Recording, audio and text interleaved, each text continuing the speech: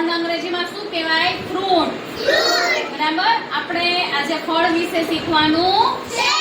આ બુક આપી છે. બુકની અંદર સરસ મજાના ફળના ચિત્ર છે. તો જો ચલો પહેલું ચિત્ર કયું છે? પહેલું ચિત્ર કયું છે? ચલો પછી બીજું ચિત્ર કયું છે? જો આ બધાય બીજું ચિત્ર કયું છે? પછી જો બીજું ચિત્ર કયું છે?